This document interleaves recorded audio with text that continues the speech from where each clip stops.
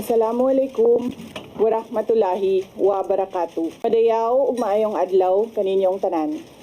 Magandang araw sa inyo lahat.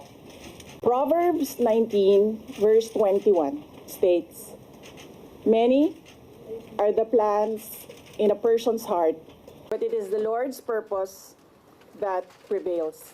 It took me 47 years to understand that my life was never meant to be only mine. Unlike others, I may not have been born just to chase happiness. For a long time, I questioned the weight of responsibility to my family, to my country, to everyone who called on me. Today, I have peacefully accepted that my life is unlike any other.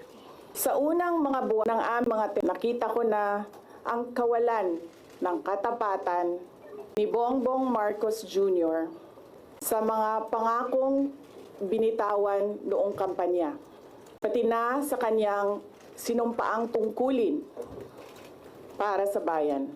Dahil hindi ko kinaya na maging bahagi ng 2025 national budget na tadtad ng katiwalian, pinili kong umalis sa kabinete kahit alam ko na mula pa noong 2023 na ang magiging kapalit ay ang aking impeachment. Mga kababayan, humihingi ako ng paumanhin.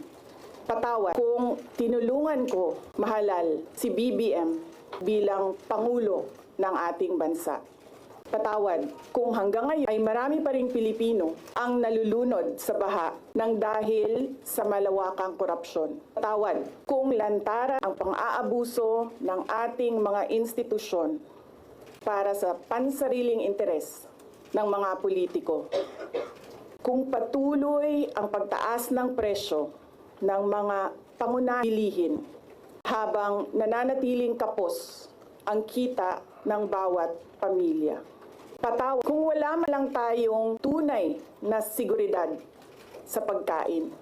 Patawad kung may nagkakasakit at binabawian bigla ng buhay dahil sa kakulangan ng maayos at epektibong healthcare system. Hindi ako kailanman natakot sa pagsira nila sa pangalan ko. Ngunit may takot ako para sa ating mga anak. May takot ako para sa susunod na henerasyon.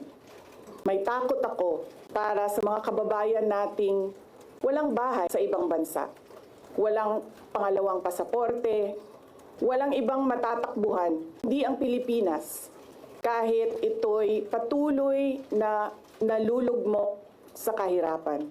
Na ako'y kahadlok, nga moabot ang dawa na lang nato ang trihon isip kapalaran, nga maanad na ta sa sayop, nga mawad-an na lang ta og paglaom. Ug labaw sa tanan, na ako'y kahadlok, nga moabot ang nga wala na tay Pilipinas nga ikahatag sa atong mga anak. I cannot kneel before each and every Filipino to beg for forgiveness.